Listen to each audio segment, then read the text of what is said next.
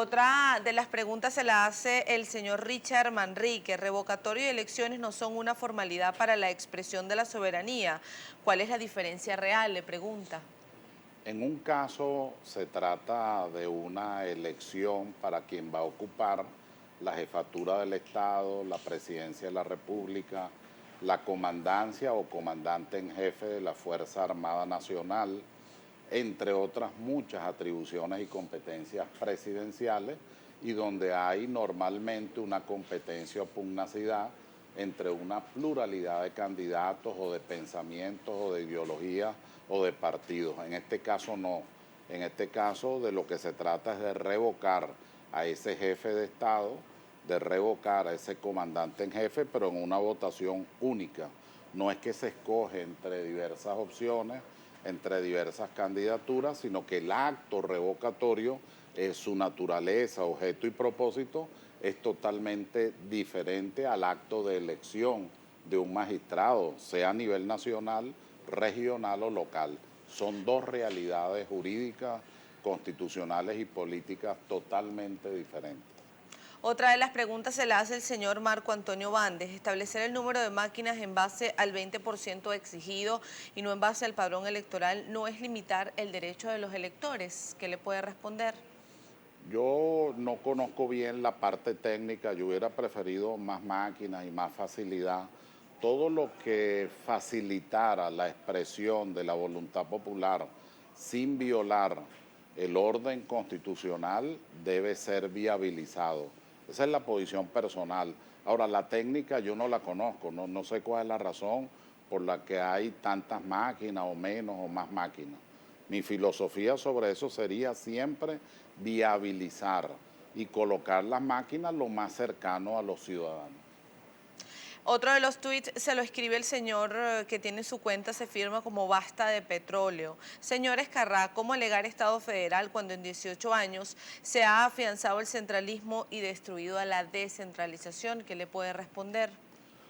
Bueno, el Estado federal está previsto en el artículo 4 de la Constitución, dice que Venezuela es un Estado federal descentralizado, está en el título 1 de los principios constitucionales, y yo vengo a este programa como profesor de Derecho Constitucional. Yo no podría decir algo distinto.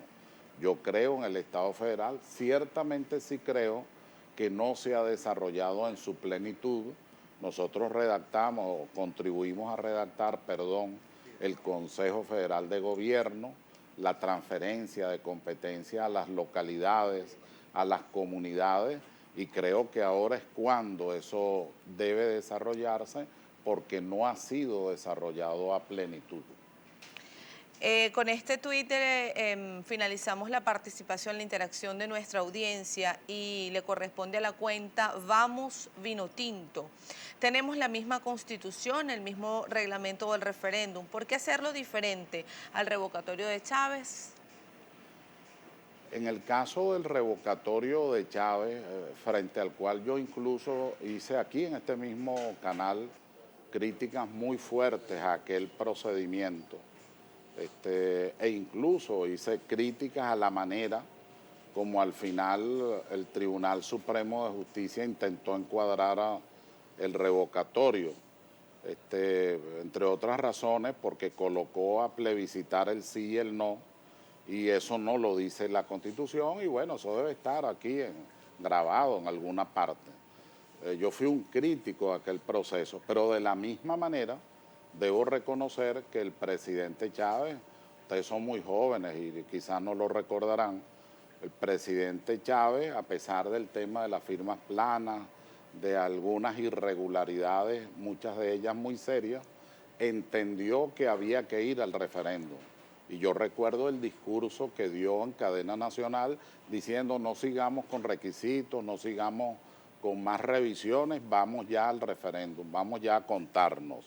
Recuerdo, incluso dio el nombre de una batalla, me disculpa, creo que era Santa Inés o Santa Elena, algo de esto. De tal manera que fue más hacia los hechos, no estaba regularizado. Por lo demás, lo único que es vinculante en Venezuela son las sentencias vinculantes.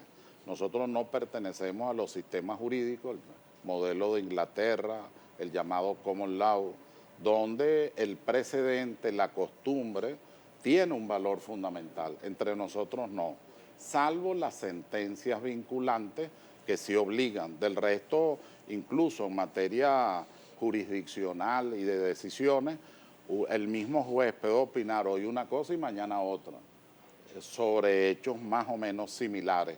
¿Por qué? Porque no nos seguimos por la costumbre, sino fundamentalmente se dice así en derecho la racionalidad de la ley y el objetivo de la ley. Nos quedan pocos segundos para finalizar la entrevista, profesor Ezcarrá, y nos gustaría, o me gustaría, y tengo dos preguntas para finalizar. Una de ellas es que me gustaría saber, usted que ha venido insistiendo, sobre todo en las últimas semanas o meses, la necesidad de dirimir todos estos puntos a través de un gran diálogo nacional. ¿Qué ha cambiado en el Germán Ezcarrá, que hace algunos años hablaba de la marcha de no retorno para que saliera del poder el fallecido presidente Hugo Chávez, al que hoy, acompañando al presidente Nicolás Maduro, habla de la necesidad de un diálogo nacional? Bueno, esa es una tremendura tuya. Te pido que leas el Universal de esa fecha, que lo publicó en primera plana. La marcha sin retorno era para no aceptar la sustitución de esta Constitución en 2007.